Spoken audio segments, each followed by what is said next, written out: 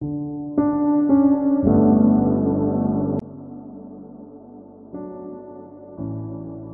kwamba kuna uwezekano wa mtu akajiokoa kwa damu yake yeye mwenyewe wakati wa kipindi cha dhiki kuu iwapo tu hakufanikiwa kunyakuliwa?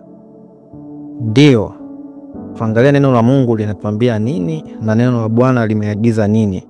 Kitabu cha Ufunuo Yohana sura ya 13, ukisoma ile sura ya 17 mpaka 18, Biblia inasema kwamba, tuanze mstari wa 16, naye awafanya wote wadogo kwa wakubwa na matajiri kwa maskini na walio huru kwa watumwa, watiwe chapa katika mkono wao wa kuume au katika vipaji vya nyuso zao, tena kwamba mtu awaye yote asiweze kununua wala kuuza isipokuwa ana chapa ile, yani jina la mnyama yule au hesabu ya jina lake. Hapo ndipo penye hekima yeye aliye na akili na hesabu ya mnyama huyo, maana ni hesabu ya kibinadamu na hesabu yake ni 666. Hapo naona neno la Mungu linatuambia kwamba huyu ni mpinga Kristo anayezungumziwa hapa, yani mnyama, mara baada ya yeye kuanza kutawala ulimwengu huu. Neno la Mungu linasema kwamba atawafanya wakubwa, atawafanya wadogo na matajiri kwa maskini, watumwa na kwa walio huru watiwe chapa katika mkono wa kuume. Sasa ukiangalia hapa Biblia imewataja ni watu gani? Wadogo kwa wakubwa, tajiri kwa maskini, walio huru kwa watumwa, watiwe nini? Chapa katika mikono ya kuume. Sasa hili jambo litafanyika wakati wa dhiki kuu, ambapo muda huo kanisa limekwisha kunyakuliwa. Kwa hiyo kanisa litakapokwisha kunyakuliwa, ndipo huyu mpinga Kristo atakapofunuliwa kwa waziwazi na kuanza kuoperate katika ulimwengu huu na kuiweka dunia kuwa kitu kimoja. Atakuja na slogan ya amani na maendeleo na ustawi wa mtu mmoja mmoja kwenye ulimwengu. Atakusanya mataifa na kufanya agano la milele. Atafanya agano na watu wengi, sio agano la milele, agano na watu wengi, kama ilivyoandikwa kwenye kitabu cha Danieli sura ya 9 mstari wa 27. Baada ya kufanya hilo agano kwa muda wa juma moja, yani kwa muda wa miaka 3.5, yani nusu ya juma hilo, agano la amani ataweka amani kati ya mataifa ya Kiarabu na taifa la Israeli na mataifa mengine. Amani na ustawi utakuwepo duniani na furaha itarejea. Lakini mwisho wa siku, baada ya ile miaka 3.5 ya kwanza kuisha, agano litavunjika. Ndipo sasa atakapoamuru watu waanze kupigwa chapa. Hakuna mtu kuuza wala kununua asipokuwa na hiyo chapa. Sasa neno la Mungu linatuambia kwamba hapa ndipo penye hekima yeye aliye na akili na hesabu ya mnyama huyo, maana ni hesabu ya kibinadamu na hesabu yake ni 666. Sasa tuangalie nini madhara ya kukubali kuipokea chapa hii na kupokea jina hilo na kumsujudia huyo mnyama. Ukiangalia kitabu cha Ufunuo wa Yohana sura ya 14 mstari wa 9, tutaanza hapo. Neno la Mungu linasema kwamba kuna kitabu cha Ufunuo wa Yohana sura ya 14 mstari wa 9, na mwingine malaika wa tatu akawafuata akisema kwa sauti kuu, mtu awaye yoyote akimsujudu huyo mnyama na sanamu yake na kuipokea chapa katika kipaji cha uso wake au katika mkono wake. Neno la Mungu linatuambia katika mstari wa 10, yeye naye atakunywa katika mvinyo ya ghadhabu ya Mungu iliyotengenezwa pasipo kuchanganywa na maji katika kikombe cha hasira yake, na atateswa kwa moto na kiberiti mbele ya malaika watakatifu na mbele za mwana kondoo. Neno la Mungu linatuambia kwamba hapa kuna agizo limeshatolewa na malaika wa Bwana. Malaika wanasema kwamba mtu yoyote awaye yote atakayemsujudia huyo mnyama na sanamu yake na kuipokea chapa katika kipaji cha uso wake au katika mkono wake, Biblia inasema kwamba atakunywa katika mvinyo wa ghadhabu ya Mungu. Kwa hiyo maana yake ni nini? Maana yake hapa neno la Mungu linaonyesha kwamba ikitokea mtu amebaki kwenye kipindi cha unyakuo au umebaki, ukikubali kuipokea hiyo chapa tu, maana yake tayari, maana yake umejisajili moja kwa moja kwamba mimi ni moto milele na milele. Mstari wa 11 Biblia inasemaje? Na moshi wa maumivu yao hupanda juu hata milele na milele, wala hawana raha mchana wala usiku, hao wamsujudio huyo mnyama na sanamu yake na kila ipokea chapa jina lake. Neno la Mungu linaweka wazi kabisa hawatakuwa na raha watakao kubali kumsujudia huyo mnyama, watakao kubali kuipokea chapa katika mkono wao na vipaji vyao vya uso. Ndio maana nashangaa watu wanaosema kwamba kanisa litapita kwenye dhiki kuu. Ndugu yangu, ombea hili jambo lisikukute. Ninakuombea wewe unayetamani kuingia kwenye dhiki kuu, Mungu akufungue ufahamu uyaelewe na maandiko.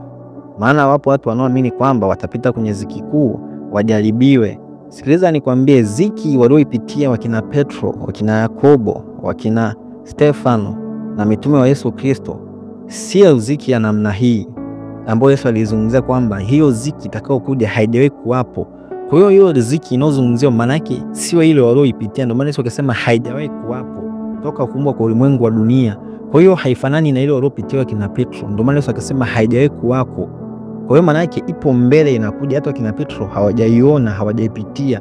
Sawa, walipitia mateso, waliuliwa, walinyanyaswa, lakini hii ziki haikuwa ya ulimwengu wote, ilikuwa ni ya watakatifu tu wa Yesu Kristo. Lakini hii ziki inakuja kwa ulimwengu wote. Neno la Mungu anasema katika kitabu cha Ufunuo Yohana 3:10 ili kuwajaribu wakao juu ya nchi. Ile ilikuwa ni ziki ambayo inawapointi tu wale ambao wanalishika neno la Mungu na mhubiri Yesu Kristo. Ni vita ambavyo hata leo hii kuna mataifa mengine ukihubiri Yesu Kristo unauliwa. Sasa haizungumziwi hii. Ziki inayozungumziwa hapa ni kwa ajili ya ulimwengu wote, kuwajaribu wakao juu ya nchi. Kwa hiyo sasa Yesu ndio maana akasema haijawahi kuwako. Kwa hiyo kuna watu wanatamani eti waingie kwenye ziki na wahurumia sana. Yaani nawapa pole, ombea usiingie kwenye hiyo ziki.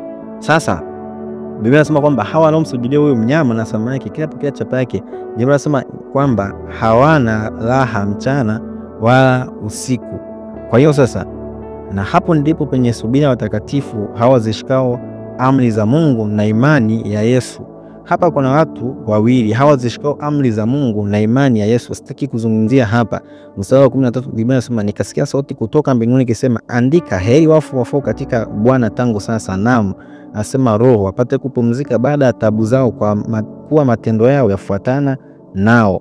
Sasa hapa neno la Mungu linaonyesha kwamba watakao kubali kumsujudia mnyama na kuipokea ile chapa ya yule mnyama, Biblia inasema kwamba wataingia kwenye ghadhabu ya mwana kondoo.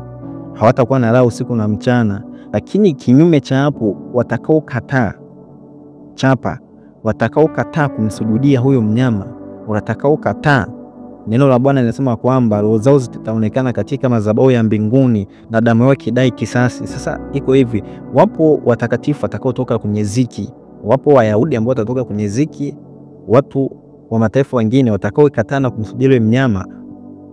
Biblia inasema kwamba Yesu Kristo atakaporudi na wao watapewa kutawala pamoja na mwana kondoo, watapewa kutawala hao Wayahudi. Ukisoma mstari wa 14 Ufunuo 14 sura ya 14, ukisoma hapo Biblia inasema kwamba mstari wa kwanza, kisha nikaona natazama huyo mwana kondoo amesimama juu ya mlima Sinai na watu 144,000 pamoja naye, wenye jina lake na jina baba yake limeandikwa katika vipaji vya uso zao.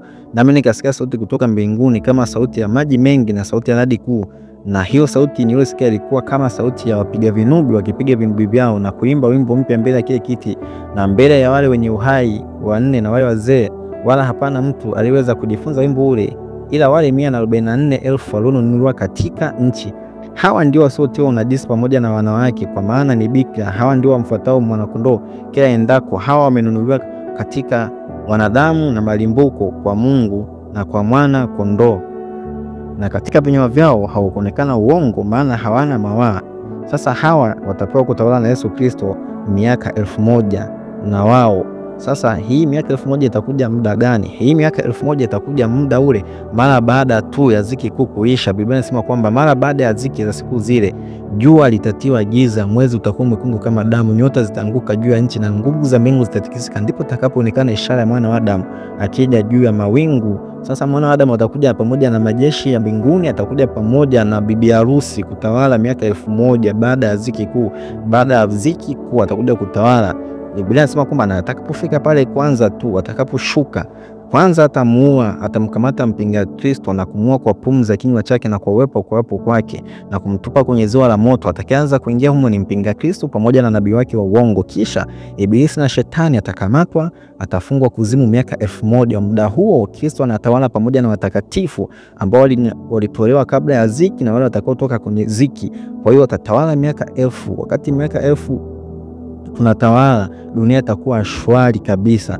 Kwa hiyo sasa wapo watu ambao wataweza kujiokoa kwa damu zao wenyewe, lakini usitamani kwenda huko. Haijulikani wewe utaweza kujiokoa.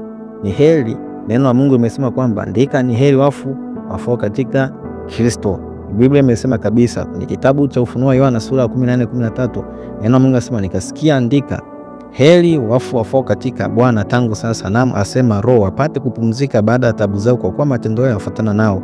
Ndio tunarudi pale kwenye kitabu cha Wathesalonike wa kwanza sura ya 4 mstari wa 17, anasema kwamba parapanda Bwana itakapolia, waliokufa katika Kristo watafufuliwa kwanza, kisa sisi tuliosalia tutanyakuliwa, tutamlaki Bwana mawinguni.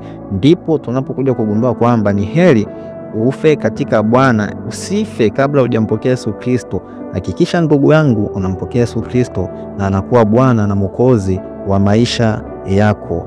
Na kubariki katika jina la Yesu Kristo. Asante kwa kunisikiliza, na Mungu wa mbingu na nchi awabariki.